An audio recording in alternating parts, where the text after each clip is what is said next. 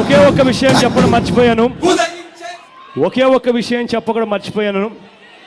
ఆ విషయం ఏమిటి అని అంటే, మా అక్క కళావతి గురించి చెప్పడం మర్చిపోయాను. కళావతి అక్కను కూడా విపరీతంగా ప్రలోభాలు పెట్టారు. 23 మంది ఎమ్మెల్యేలను సంతలో పశువులు కొన్నట్టు కొన్నారు. ఎంత డబ్బు ఇస్తామన్నా కూడా నమ్మిన దాన్ని వదిలిపెట్టలేను, నీతితో నిజాయితీతో ఉంటానని చెప్పింది అక్క. నా మనసులో స్థానం ఉంటుంది, ఎప్పటికీ మీ అందరి మనసులో కూడా స్థానం ఉండాలని చెప్పి కోరుతా ఉన్నాను. Thank you.